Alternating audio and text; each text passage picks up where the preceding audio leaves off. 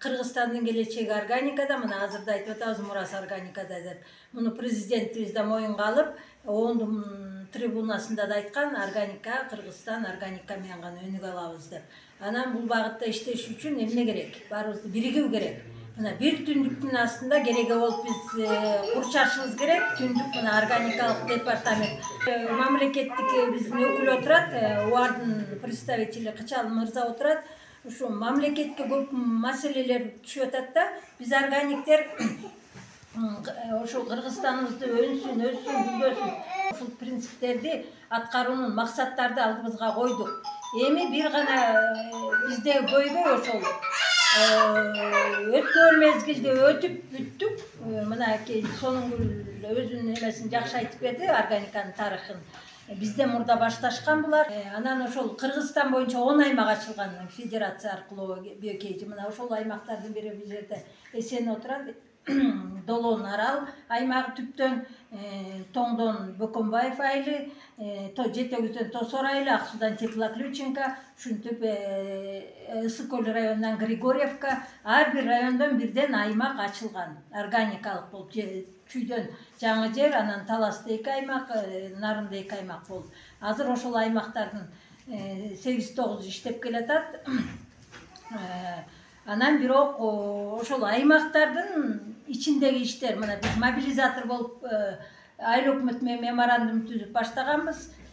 Бирок ошол баягы мамлекеттин саясатын жергиликтүү бийликтерге жеткире албай атабы, же кандайдыр бир фермерлер менен мамлекет ортосунда, же болбосо бореки органикалык департамент ортосундагы тыгыз байланыш боло албай атат. Ушуну ким УАРга тиешелүү Кычан мырза ушул тыгыз байланышты сөздүн жүзүндө эле эмес, мына азыр окуп атабыз, көп нерсени угуп кызыгып атабыз.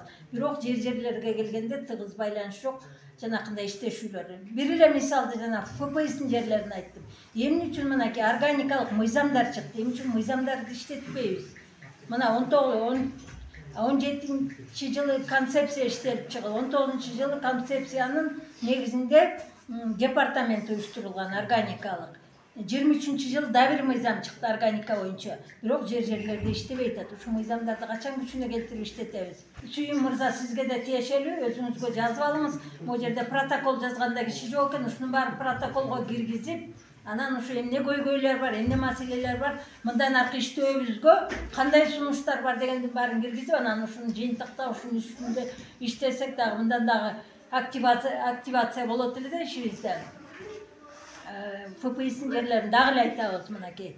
Айыл өкмөткө бая күнү эле сессияда ушул маселени көтөрдүк. Эмне үчүн дыйкандар муниципалда ФПСтин жерлерин айыл өкмөтү алып иштетип атат, дыйкандарга аукционго коюп баасын кымбаттатып атат. Анан анын үстүнө соцпакет берип дагы дыйкандарга үйүп атат. Бирок бюджетти бөлүштүрүү келгенде дыйкандарга айыл өкмөттүн бюджетинен акча жок болуп атат. Жалаң эле айыл өкмөттүн иш мекемелерине, социалдык объектилерге, спортко, жаштарга деп эле, дыйкандарга эчтеке жок. Департаментке деп атат. Департаментке барсак алаканын жаят. Бизде акча жок, эмне кылабыз деп. Эмне келип такалат? Бир чети каражат, экинчи чети жер маселеси. Жерди кеңейтишибиз керек. Органиканын биринчи этабын басып өттүк биз. Экинчи этабы бул агрессивный мобилизация деп коет. Ошол учур келди азыр. Анын үчүн масштабтуу жерлерди органикага өткөрүшүбүз керек. Көлөмдүү продукция чыгарышыбыз керек. Эмне үчүн мынакей Өзбекстан бизден сурап атат органика картошка, 2 жылдан бери сурап атат. Но бирок биз көлөм тарта албайбыз. Анын үчүн аймактарды эле эмес, эми райондорду өткөрсөк дагы уже мезгил келди. Ак суу районун эмне үчүн органикага өткөрө албайбыз? Мына азыр АТР деп айыл өкмөттөрдү бириктирип атат. Мына Саргамыш айылдарда көп колдонбойт. Эң колдонгон мына Дуңгандар колдонот, райцентр биз колдонобуз химикатты. Айылдар көп колдонбой баратышат. Анан ошо районду өткөрсөк, масштабтуу жерлерде ФПСтин жерлерин алып иштетсек деген бул сунуш катары айтып атам. Ал эми жалпы жапырт органика пайдалуу экенин баарыңар түшүнүңөр. Баарыңарды чакырып кетем, ошо органикага өтөлү ишибизди ийгилик